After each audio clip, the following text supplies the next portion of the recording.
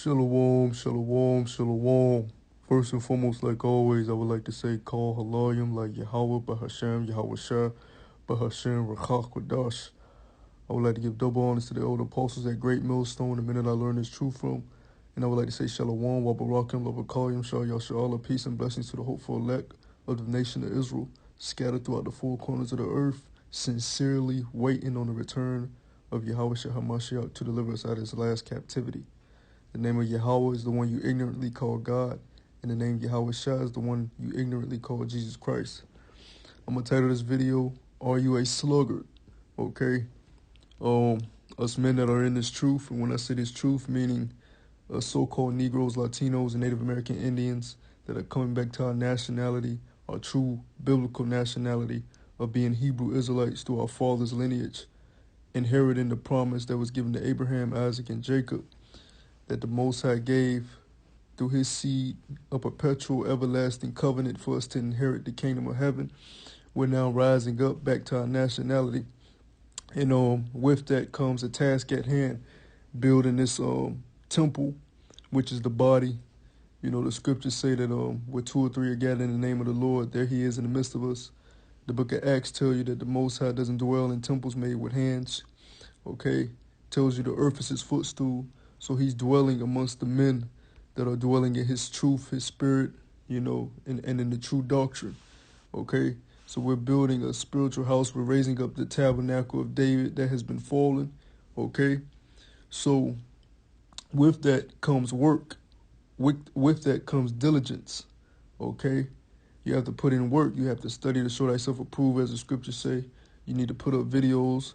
Okay? You need to go out on the highways and byways consistently. Okay?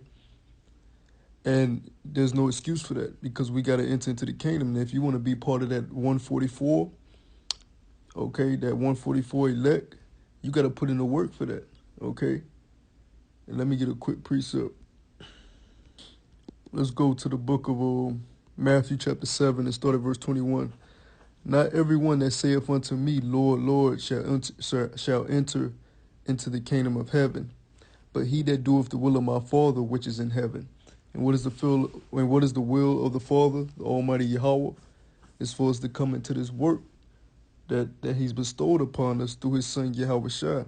Okay, YAHAWASHI is the bridegroom, and we're the bride. Lord willing, we're the elect. We have to adorn ourselves as a wife getting ready to enter into a marriage. And how do you adorn yourself? By putting off those filthy garments of the world, detaching yourself from that worldly man, breaking off that old man and putting on a new man. Trying your best to keep the law, statutes, and commandments that was given to our forefathers at Mount Sinai to the best of your ability. Okay? And using this internet to the best of your ability, meaning using it to study, but also, if you know this truth, you got to push out videos. If you know the right doctrine, you got to push out videos. Okay? If you know the mark of the beast is the RFID chip, you need to push out videos. If you know how to break down the 12 tribe sign through faith, you need to push out videos, okay? If you know how to speak on handling brotherhood and loving your brother, you need to push out videos, okay? If you know about being humble and being in humility and coming in order under the body that the Lord has set up to lead our people, you need to push out videos. If you understand the true doctrine, the true word, and you've come up under the doctrine which is headed by the elders of Great Millstone, you need to push out videos, because it's coming into a time now where it's getting harder to keep videos up. YouTube is taking down our videos, putting strikes on our videos on our channels. Okay, and they were just on 60 Minutes, the TV show 60 Minutes, talking about how they have to tighten up on hate speech, they've already determined that what we teach is hate speech, because we teach that the kingdom of heaven is only for the Hebrew Israelites, and any other nation outside of them are going into slavery. Okay. Meanwhile, you got those fake imposters in the land today. Okay, hey, they're filthy rich. Okay, they instigate all these wars. Okay, but yet nobody says anything about that. But we're the ones that's spreading out hate or whatever, man. You know, sticking on the point. You gotta put in this work, man. You know. So I asked, so Let me read this verse again. It says, Matthew chapter 7, verse 21. Not everyone that saith unto me, Lord, Lord, shall enter into the kingdom of heaven. Yeah, because you're going to have a lot of guys that think because that think they were in the truth. That think because they surrounded themselves with guys that were in the body in the truth that they're going to make it. Okay? But the Lord said not everybody's going that knows his name is going to make it. You know, he's dealing with the elect. This verse 22, it says, many will say to me in that day, Lord, Lord, have we not prophesied in thy name? And in thy name have cast out devils, and in thy name done many wonderful works. So these men knew the name. Verse 23, and then will I profess unto them, I never knew you. Depart from me, ye that work iniquity. So the Lord is, so knowing that there's going to be men that know the name and still aren't going to be saved, you have to be doing everything in your power with the measure that you've been given, the amount of faith that you've been given, because every man has been given a different measure. The scriptures tell you that all of us don't have the same measure of faith, the same measure of prophesying, the same measure of teaching, the same measure of all the offices that's been given in the body. We all have a different measure. We all have a different lot to fall into. But whatever measure has been given to you, you've been given a penny, you've been given a talent, and you have to multiply upon your measure. You have to make sure you're doing everything in your possible, in your you know, everything that you can possibly do to ensure that you be part of that number, because you don't want to look back and regret, you know, knowing that there's going to be men that are going to call upon the names of YAHAWAH, YAHAWASHI, and still not be saved. Knowing that, it should put the living fear in you, man. Okay? Let me get another precept. Yeah, so this is the book of 2 Peter chapter 1, verse 10. And it reads, wherefore the rather, brethren, give diligence to make your calling and election sure. For if ye do these things, ye shall never fall. There you go. Because we were all called into this ministry, this work, to go out on the highways and byways to wake up our people, and not just to, you know, not just to try to wake up our people, but for them to see the prophets are out. Okay, the scriptures speak about the prophets not being pushed into a corner no more. The scriptures also speak about that the Lord is going to set forth the apostles last. So you had all these different other groups and activist groups and black power movements that came on the scene, but now the prophets are being seen amongst the people throughout the whole earth. That's a sign. That's why we got to make our faces known amongst the people. So we've been called into this thing, but to make our election sure, we have to give diligence. And seeing that it's not going to be easy to receive that reward, you know, you gotta make sure you're not being a sluggard, man. Okay, you don't want to be lukewarm, because the scriptures speak about that. The scriptures say also that if you're lukewarm, the Lord is going to cast you out of His mouth. Okay,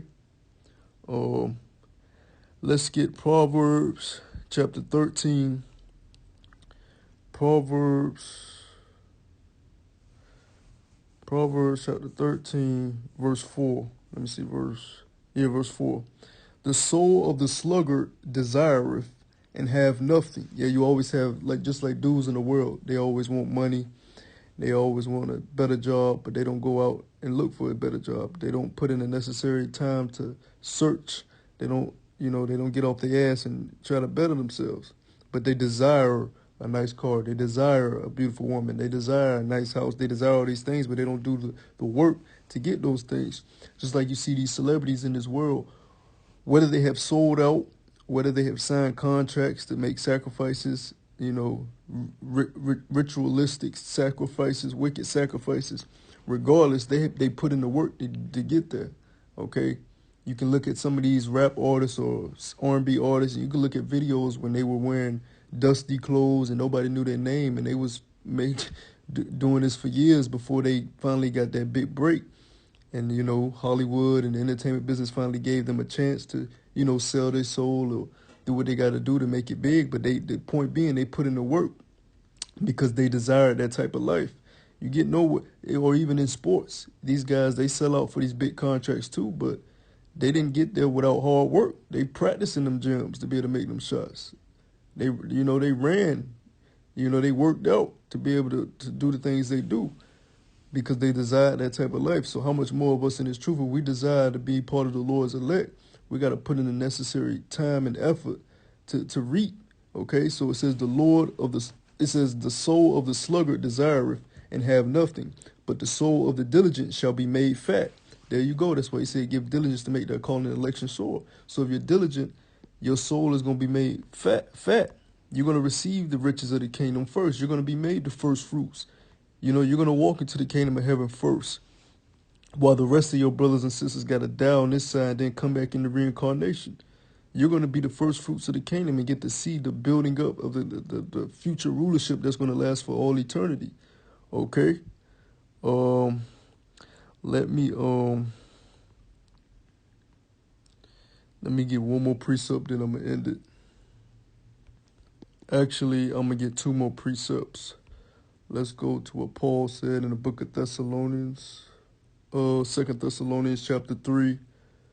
2 Thessalonians chapter 3. And let's go to verse... let me see. Verse 10. This is 2 Thessalonians chapter 3, verse 10. For even when we were with you, this we commanded you, that if any would not work, neither should he eat. So that goes into physical work, working in the so-called white man system and, trying to,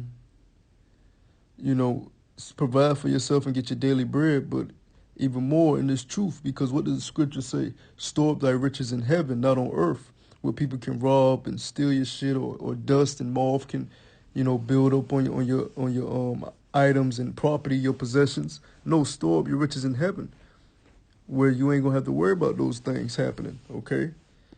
Now let me go to the book of Matthew, chapter 25, and then I'm gonna end it.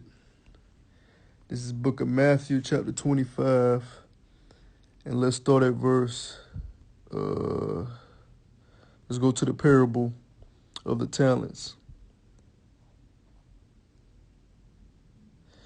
This is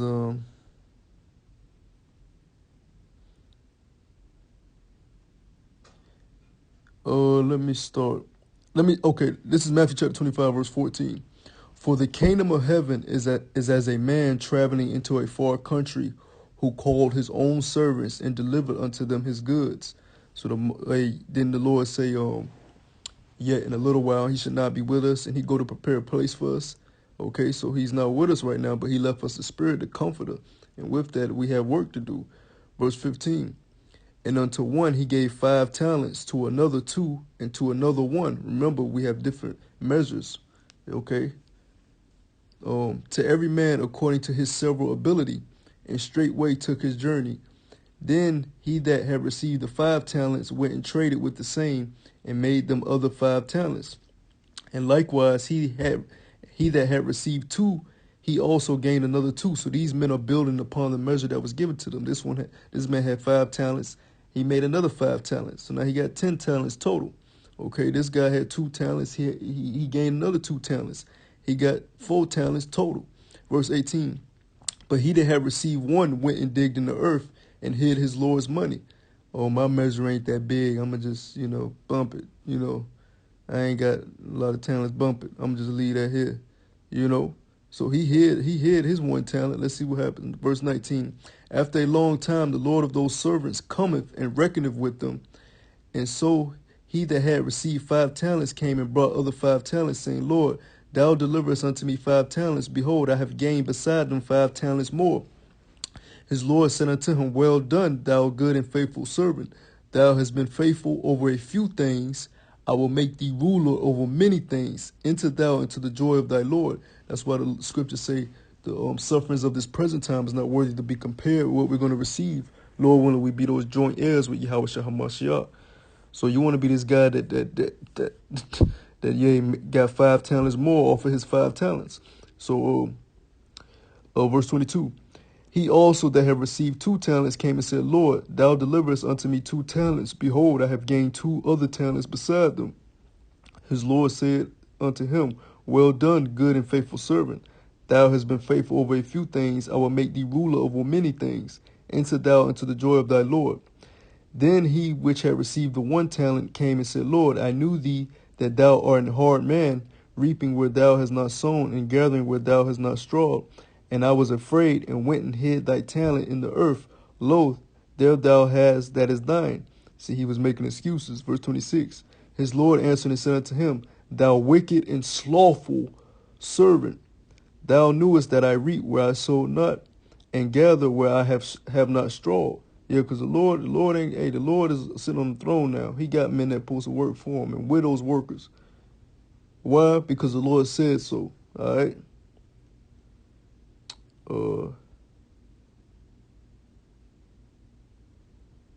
Verse 27. Thou oughtest therefore to have put my money to the exchangers, and then at my coming I should have received my own with usury. Take therefore the talent from him, and give it unto him which hath 10 talents. For unto everyone that have shall be given, and he shall have abundance. But from him that have not shall be taken away even that which he hath. And cast ye the unprofitable servant into outer darkness. There shall be weeping and gnashing of teeth. There you go. So you don't want to be that servant cast into outer darkness, man. So once again, I ask, are you a sluggard? Okay. All right, with that, till next time I say shalom.